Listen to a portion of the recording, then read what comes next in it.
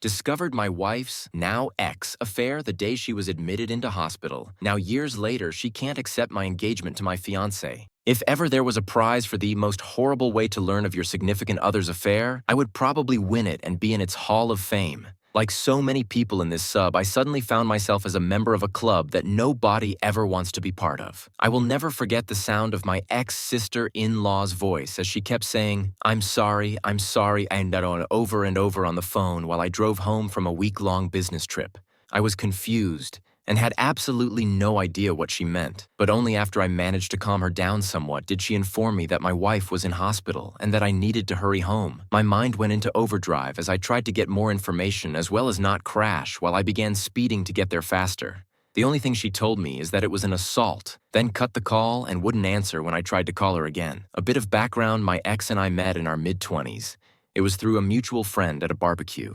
At first, she seemed almost too good to be true. Not only was she incredibly beautiful, but she was also shy and introverted. It took a while for us to officially date, but once it happened, I was over the moon. When we first tried to get intimate, she suddenly started crying. Should have taken this as a bad sign. I freaked out and thought it was something I did, but she apologized the next day and told me she was triggered. As it turns out, 2 years before meeting me, she was in a long-term relationship and a guy that was abusive both emotionally, physically, as well as mentally. He would degrade her during their moments of intimacy, then apologize afterward. She had a flashback, but reassured me it had nothing to do with me, so we took things slow as she was still in therapy. It was tough, but because I loved her, I believed once we got over this, it would make our relationship stronger, and for a while, it honestly appeared that way. Fast forward another year, and we'd gotten engaged. First-time intimacy also happened during this stage. I was fortunate enough to be able to buy a house for us, courtesy of inheritance from my late uncle. Things were going great, and I half-seriously suggested we plant a peach tree, important for later on, to signify new beginnings, and she was all for it. We were wedded not long after that, and quite frankly, it was absolutely amazing. Of course, we had our normal ups and downs like every married couple, but I considered us more lucky because she always made it a point to never go to bed upset with each other, and she would always point out gently if I did anything to upset her. Sometime later, life basically happened, and I was promoted at my job. It meant more pay, but it also meant I would be traveling more for work conferences and business meetings. I noticed she had been getting down a lot more and wasn't being as intimate as before. She would keep her phone close to her and even stop gently addressing things that upset her. I tried to talk to her about it, but she assured me that she was fine, and this was a phase she was going through, and having no reason to not trust her, I let it go. She would sometimes go to her sister's place and spend the night telling me she just needed a bit of girl time with her sister.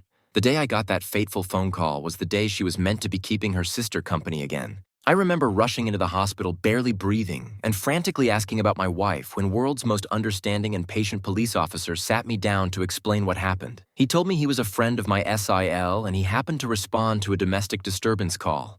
He arrived on the scene to find a couple fighting. The supposed boyfriend was on top of the female punching her and she was screaming, trying to scratch him. This didn't make any sense to me because 1, this had nothing to do with my wife because we're married, and 2, literally everyone who knew my wife knew she wouldn't do that. He gave me a knowing look and placed his hand on my shoulder, then told me to be very calm because said girlfriend was actually my wife. If it weren't for the severity of the situation, I would have laughed in his face, but something in the way he said everything made me believe him.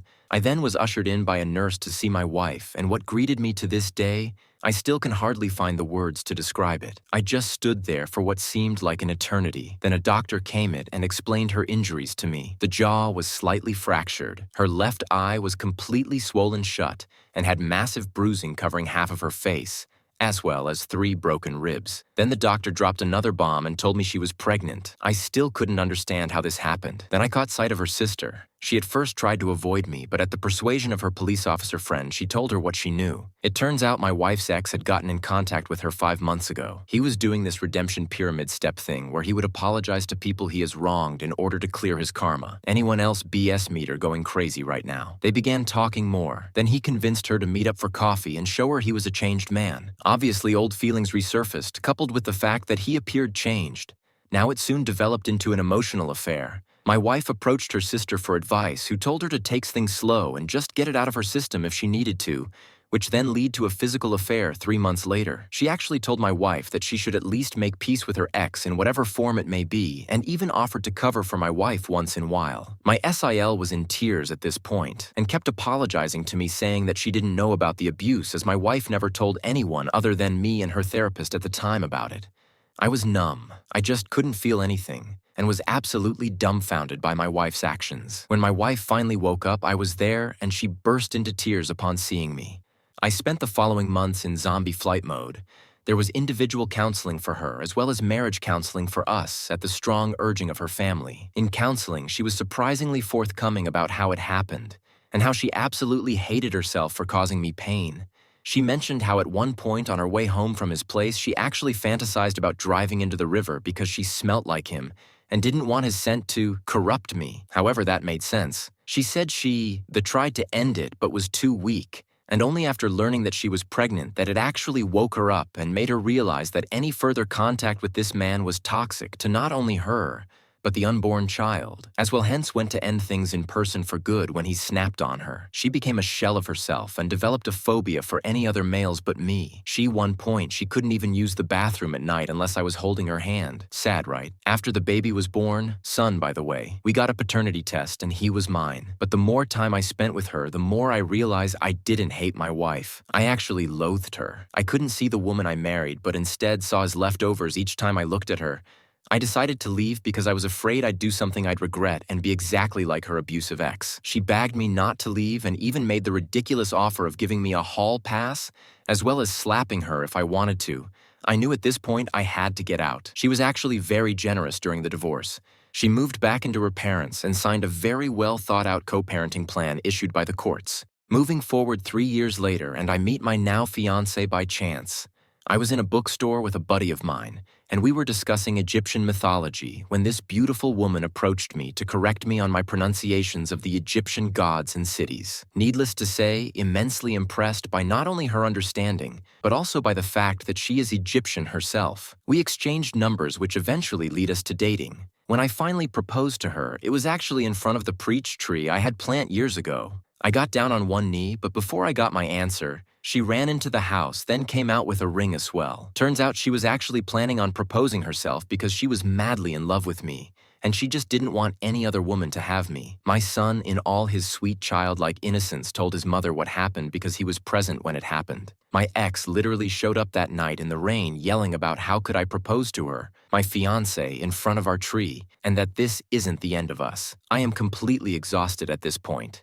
I cannot go NC because she is the mother of my child, but she is basically harassing me and my fiancé. How do I convince her to move on, to get over her fear of men, and not force me to get a restraining order? Sorry it was long, but I am really desperate. Edit. Wanted to ask a question to the insightful women of Reddit. Something that still bugs me to this day is the fact that she even made time for her ex who took pleasure in destroying her only for her to suffer a much worse fate. Is it normal for the abused to want the attention of the abuser even if she might hate him? Something my ex said once.